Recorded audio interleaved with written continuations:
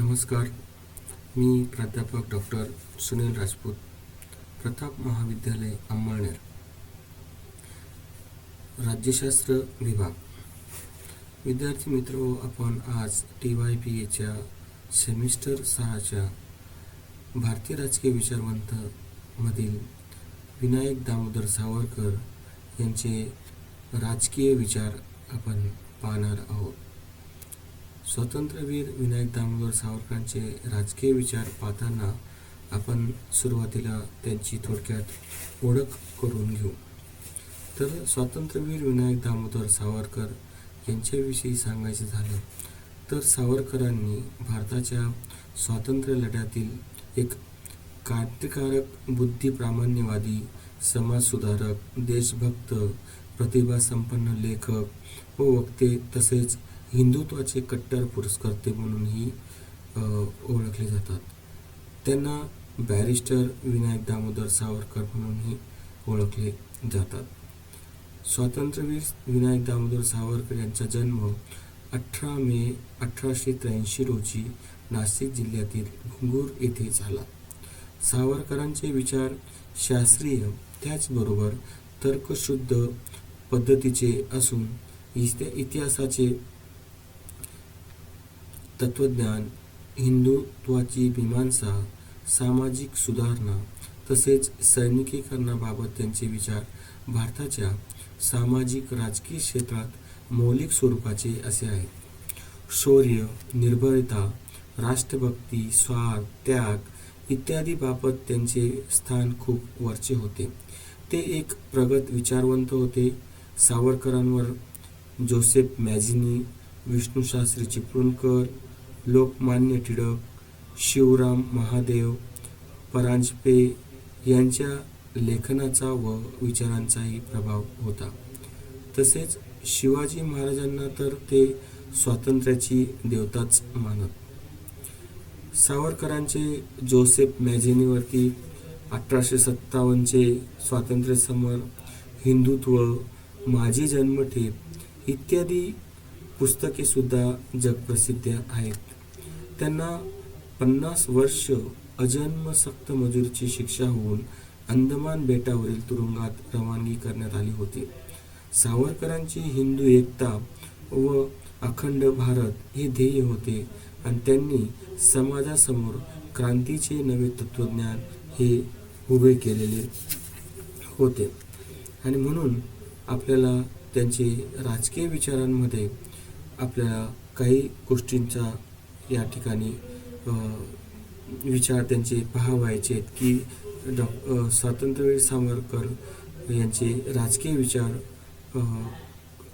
प्रामुख्याने राजकीय विचारांमध्ये हिंदू राष्ट्रवादाबाबत त्यांचे विचार हे राजकीय विचारांचाच एक मुद्दा असल्याकारणाने आपण राजकीय विचारांमध्ये फक्त हिंदू राष्ट्राबाबत सावरकरांचे विचार हे पाहणार आहोत. सावरकरांचे राजकीय विचार प्रामुख्याने स्वातंत्र्य संपादनासाठी एक सशस्त्र क्रांतीचा पुरस्कार व प्रखर हिंदू राष्ट्रवादाची भावना यावर असे आधारित असे आहेत. आणि म्हणून ब्रिटिशांचे भारतावरील जे वर्चस्व आहे, ब्रिटिश अधिकारी व भारतीयांवर करीत असलेला जुलूम, अन्याय यामुळे त्यांना ब्रिटिशांचा तिरस्कार वाटत होता. आणि म्हणून भारताला स्वातंत्र्य मिळवायचे असेल तर सशस्त्र क्रांतीशिवाय तरुणप्राय नाही असे ते म्हणत. आणि म्हणून सावरकरांचा हिंदू राष्ट्रवाद म्हणजे ब्रिटिश व मुसलमान यांनी प्रथम सुरू केलेल्या कुटील कारस्थानाची एक प्रक्रिया आहे. आणि या कुटील कारस्थानातूनच त्यांच्यामध्ये हिंदू राष्ट्रवाद हा निर्माण झालेला आहे. आणि म्हणून भारतात मुस्लिम लीगची स्थापना जेव्हा 1906 मध्ये झाली व त्यावर प्रतिक्रिया म्हणून 1915 मधील हिंदू महासभेची स्थापना करण्यात आली, जो हिंदुस्थानाला मनोमन आपली राष्ट्रभूमी व पुण्यभूमी मानतो तो हिंदू असे सावरकर म्हणत. आणि सावरकरांचे हिंदू राष्ट्रवादाचे विचार आपण यावर आधारित पुढील प्रमाणे लक्षात घेऊ शकतो. सावरकरांचे हिंदू राष्ट्रवादाबाबतचे विचारांमध्ये स्वातंत्र्यवीर सावरकर यांनी हिंदुत्व या ग्रंथात हिंदू कोणाला म्हणावे याबाबत हिंदूंची त्यांनी काय केलेली आहे, मीमांसा केलेली आहे. आणि त्यांच्या मते हिंदू या शब्दाचा संबंध ऋग्वेदकालीन सप्त सिंधू या शब्दाशी निगडीत असून त्याला एक भौगोलिक तसेच राष्ट्रीय संदर्भ आहे असे ते म्हणतात. आणि म्हणून एखाद्या धर्मग्रंथाशी अगर धर्ममताशी त्यांचा संबंध नसून विशिष्ट भूप्रदेश आणि त्यात निर्माण होणारा धर्म आणि संस्कृती यांच्याशी तो संबंधित आहे. आणि म्हणून हिंदुत्वाची व्याख्या सावरकर पुढील प्रमाणे करतात की आ सिंधू सिंधू पर्यता यस्य भारत भूमिका पितृभुव पुण्य भूश्चैव स वै हिंदू रीती स्मृतः. याचा अर्थ जो सिंधू नदीपासून समुद्रापर्यंत पसरलेल्या भारतवर्षास आपली पितृभूमी अगर पूर्वजांची भूमी तसेच पुण्यभूमी समजतो तो हिंदू होय. अशी त्यांनी साधी आणि सरळ ही हिंदू संबंधीची व्याख्या त्यांनी केलेली आहे.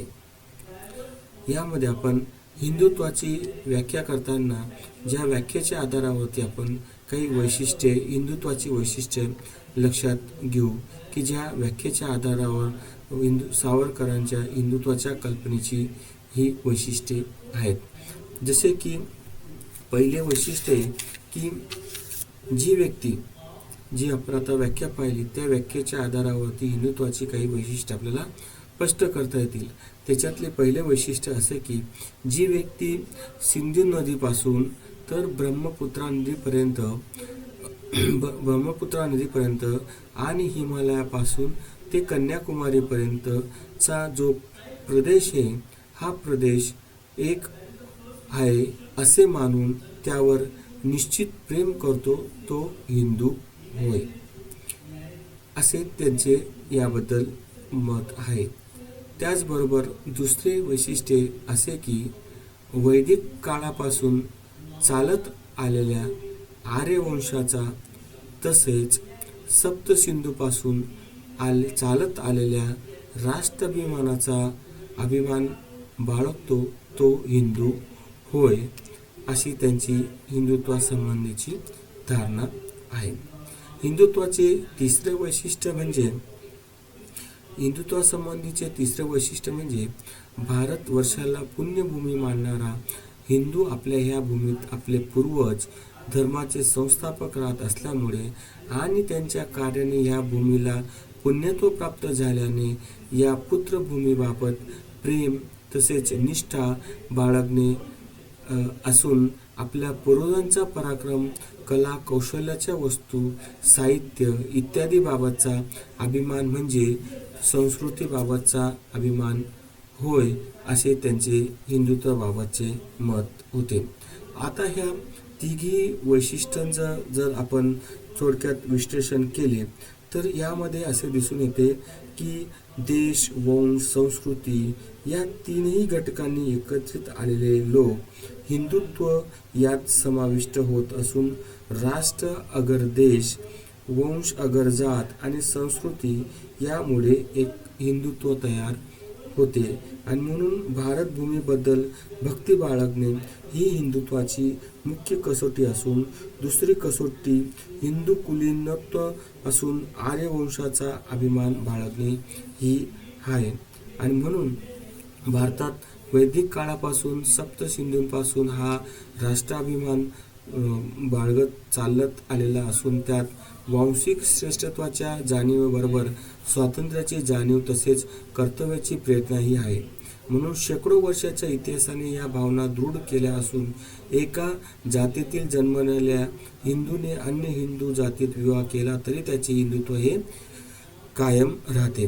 सावरकरांच्या मते हिंदुत्व आहे की जो कोणत्याही विचारधारेचा तत्वप्रणालीचा सामाजिक व्यवस्थेचा धर्मपंथाचा घटक इतकेच काय तर तो परंपरावादी किंवा प्रगतीवादी असला तरी त्याचे हिंदुत्व बदलत नसून ते कायम राहते.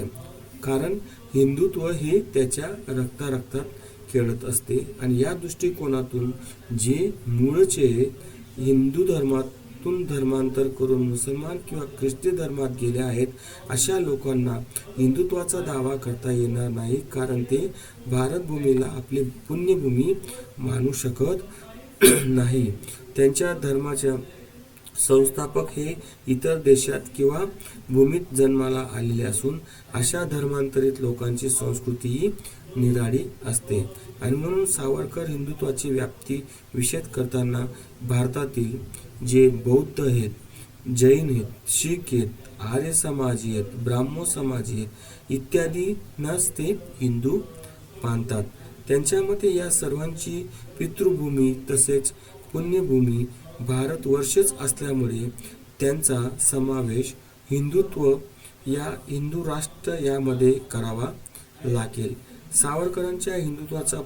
सावरकरांना हिंदुत्वाचा प्रचंड असा अभिमान होता आणि ते म्हणत की हिंदुत्वाची संस्कृती आणि त्याचे वाङ्मय जगातील इतर कोणीही मागे टाकलेली नाही. हिंदू सभ्यता शतकानुशतके जिवंत असून टिकून आहेत. मधल्या काळात अनेक सभ्यता उदयास आल्या आणि नाश पावल्या, पण हिंदू हे त्यांची वर्ष शतकांनी मोजत नाही तर युग आणि कल्प यात गणना करतात. जसे की आपण म्हणतो युगे आणि युगे. म्हणून ते हिंदूंना आवाहन करीत भारताच्या उज्ज्वल भविष्याकरिता अथक परिश्रम करा, त्यामुळे आपले राष्ट्र इतिहासात गुलाम राष्ट्र म्हणून राहण्याऐवजी विजयी राष्ट्र म्हणून राहील. आणि म्हणून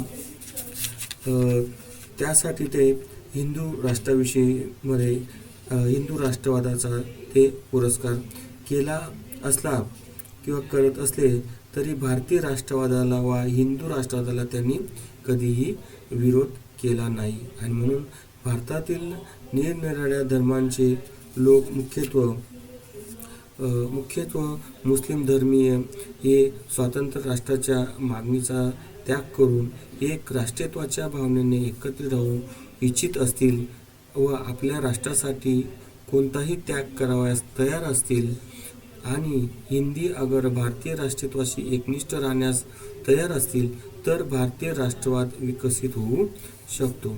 आणि म्हणून तत्कालीन भारतातील काही नेते भारतीय राष्ट्रवाद हा अस्तित्वात असून एक राष्ट्रवादाची भावना सर्व लोकांमध्ये निर्माण झाली असल्याचे सांगत असले तरी ते खोटे आहे, कारण हिंदू राष्ट्रीयत्व अजून भारतात निर्माण व्हायचे आहे.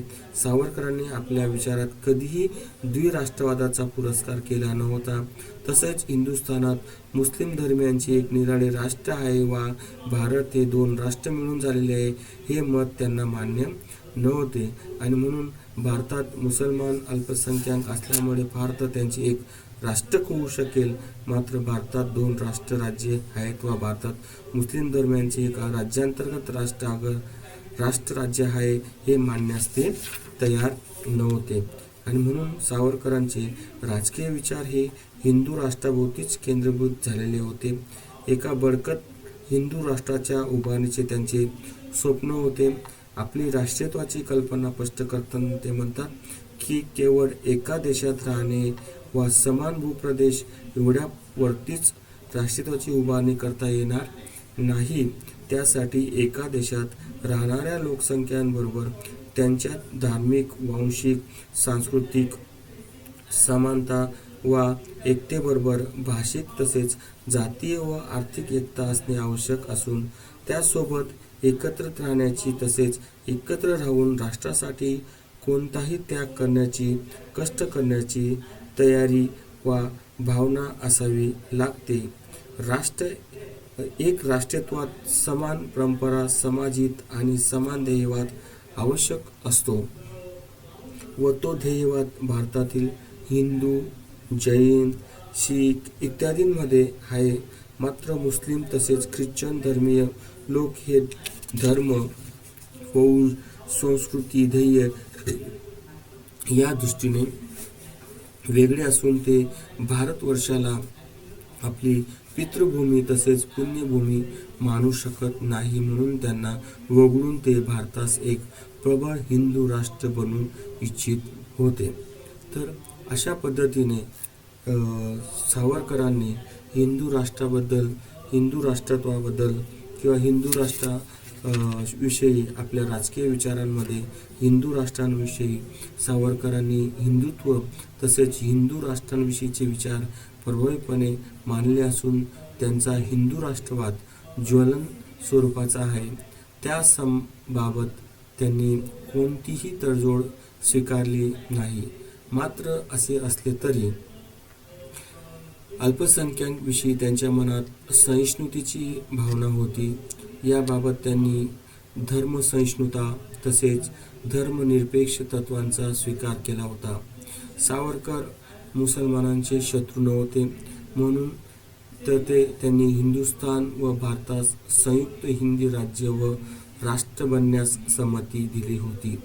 अशा राज्यात एक व्यक्ती एक मत या तत्त्वांचा पुरस्कार केला जाईल. विभक्त मतदारसंघ असणार नाहीत. हिंदू बहुसंख्य असून त्यांना कोणत्याही विशेष सवलती, खास अधिकार असणार नाहीत. अल्पसंख्याकांचे मूलभूत हक्क व स्वातंत्र्य यावर बहुसंख्याकांकडून आक्रमण होणार नाही, असे सुद्धा त्यांनी म्हटले होते. म्हणून सर्वांना समान संधी व समान वागणूक दिली जाईल, पण त्याचबरोबर अल्पसंख्याकांना अल्पसंख्याक म्हणून अवास्तव सवलती दिल्या जाणार नाहीत. कोणतेही स्थान आणि जागा गुणांचा वा पात्रतेचा विचार करूनच दिल्या जातील. बहुसंख्य लोकांची लिपी आणि भाषा हीच राज्याची अधिकृत भाषा आणि लिपी पण राहील, पण त्याच सोबत अल्पसंख्याकांची भाषा तसेच लिपी इत्यादींना संरक्षण देण्यात येईल, असे ते म्हणत. सावरकरांची हिंदुत्वाची कल्पना ही हिंदू धर्माहून अधिक व्यापक असून सामाजिक, आर्थिक व राजकीय घटकांचा अंतर्भाव त्यांनी हिंदुत्वात केला आहे. हिंदुत्व हे धर्मापेक्षा राष्ट्रवादाला तसेच हिंदू धर्म राजकारणापेक्षा नैतिकतेला ते जवळचे मानत. अशा पद्धतीने आपण स्वातंत्र्यवीर सावरकरांचे राजकीय विचारांमध्ये हिंदू राष्ट्रवादासंबंधीचे विचार समजून घेऊ शकतो. धन्यवाद.